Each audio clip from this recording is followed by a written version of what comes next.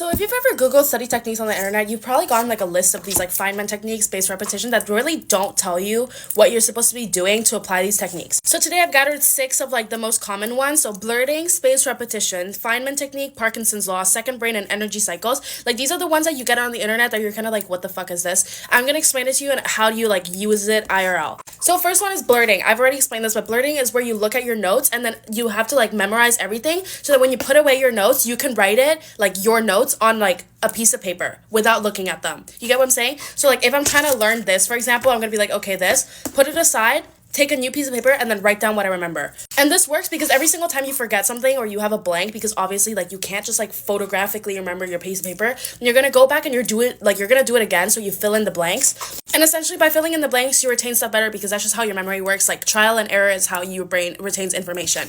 Second one, spaced repetition. So essentially spaced repetition is like you have to space out your learning. Like it's just a learning curve in psychology where if you review it one time, you forget it easier. But if you review it like 3 times in the span of like a week at 3 different times, you retain the information. So how to study this, for example, if you have a test coming up on Friday, like you're not going to study the Thursday night to retain the stuff. You're going to study on the Monday and you're going to review on Monday, Tuesday, and Thursday, for example. So that when you review it first time on Monday, it's familiar, but then when you review it a second time, you're strengthening your memorization. And then the Thursday review would just be like, oh, you already learned it, but it's like memory review. So you're actually encoding for your long-term memory instead of your short-term memory. So basically that's what it is. Also, if you have flashcards, it's exactly the same concept. Like don't review your flashcards the day before. Do it 3 days before and do it spaced out so that when you get to your final exam, it's not like you're retrieving from your short-term memory, you're retrieving from your long-term memory. And that's literally it. Like spaced repetition isn't like a technique in itself. It's just telling you that you need to space out your learning. Feynman technique. So Feynman technique, when people tell you Feynman technique, they're essentially just like explaining the concepts to someone who's not at the same education level.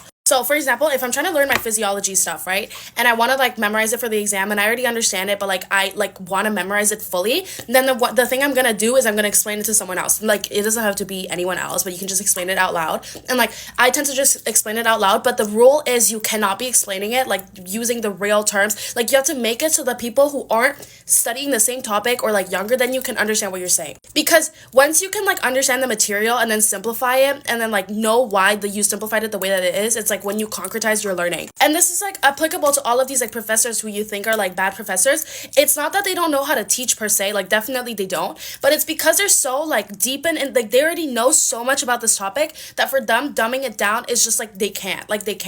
And so when they want to explain it to someone, like they know so much that they physically can't. And so when you have good teachers, when you have good professors, the good professors are the ones that can like give you this like complicated topic but make it understandable so that you can understand it. So yeah, just explain it to someone else. Regardless of whatever, just explain it to someone else. And then if once you can fully do that explaining process of like being able to take this material and explain it to someone else, you've understood and you've retained the stuff. Okay, the fourth one we have is Parkinson's law. I don't know why people say this. It's literally just set deadlines for your work. It's saying that like when you have work, it's going to fill in all of the time that you have until the deadline of that like thing that you have to do. So what you have to do to like overcome this like, oh, I crammed the night before or I do my assignment the night before is to do it earlier. So to actually apply this like Parkinson's law thing, you're just going to set deadlines for yourself. Like you're literally just gonna like be like, oh, instead of doing this assignment Wednesday because it's due Thursday, you're gonna do it the week before on a Monday, so that when you have it done and like you set the deadlines, you're better, like, you know, you organize your stuff. That's just what it is. That work is going to fill up all of the time that it is until it like gets to the deadline. I don't know if it makes a lot of sense, but again, this technique isn't even a technique. It's like common sense. Like do your work not when it's due, but when you have time. Never ever leave what you can do for today for tomorrow. Like I've learned that as well. Like do not be like, oh, I can do this tomorrow. Like I can take a break. No, finish it today.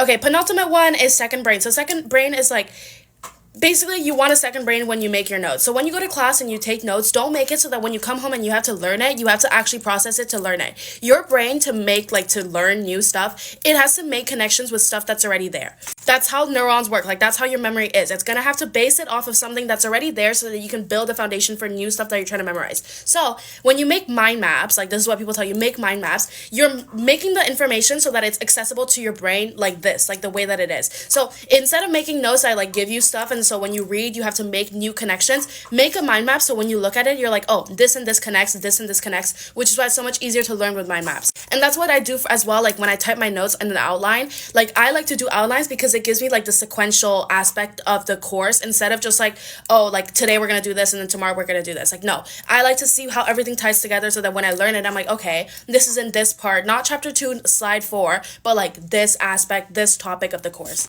Make ties, make connections, make mind maps, make notes that you can look at and directly memorize instead of having to process.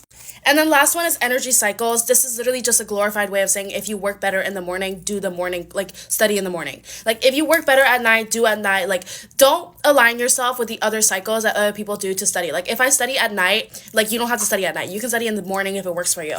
That's just what it is. Find when you are the most productive, because I'm not that productive in the morning. Like when I study in the morning, I'm like, what am I doing? Like, hello, what am I doing in the morning?